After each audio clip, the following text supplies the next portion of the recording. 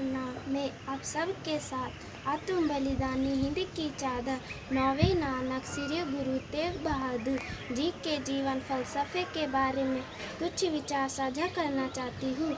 मनुष्य के जीवन के लिए मौलिक आवश्यकताएं पूरी होने के बाद एक अवस्था आती है जब वह अपने जीने के मनोरथ के बारे में चिंतन करता है।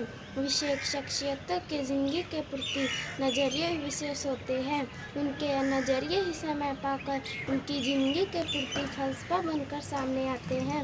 उनकी ज़िंदगी का कोई विशेष उद्देश्य होता है और उस उद्देश्य के पूर्ति के लिए वे अपनी सारी शक्ति अर्पण कर देते हैं।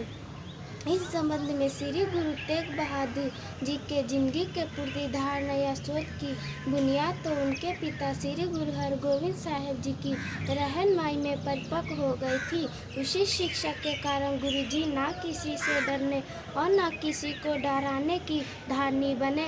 भय काहू को देत नहीं न भय मानतान।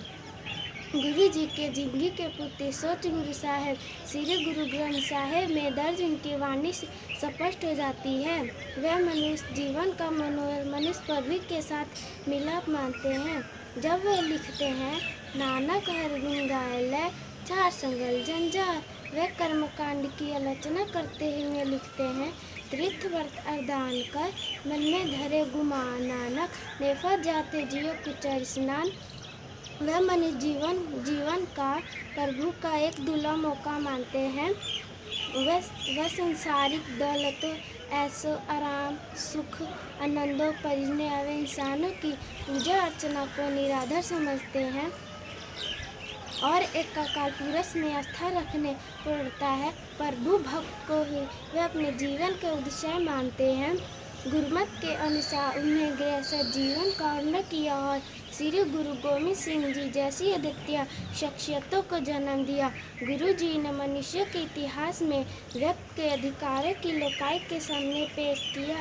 इन अधिकारों की रक्षा करने हेतु भीष्मता कुर्बानी की धारणा पैदा की। उनका समस्त जीवन दर्शन भाईचारे मनुष्यों के आपसी प्रेम प्यार और त्याग की अनूठी मिसाल है।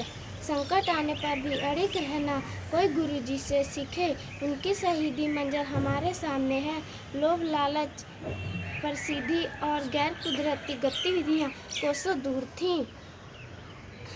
उनकी फिलॉसफी उनकी जीवन शैली से ही स्पष्ट हो जाती है। अंत में मैं यही कहना चाहूँगी कि श्री गुरु तेग बहादुर जी ने हमें अपने जीने लेकर उद्देश्य पूर्वक जीने की प्रेरणा दी। उनने वाणी और क्रम में समता रखने जीवन का सिद्धांत दिया। हमें भी कोई न कोई उद्देश्य लेकर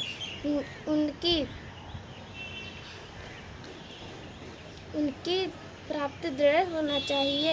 न्याय और अधिकारों की रक्षा के लिए बड़ी से बड़ी कुर्बानी देने से भी पीछे नहीं हटना चाहिए। वाहेगुरु जी का खालसा, श्री वाहेगुरु जी की फतेह।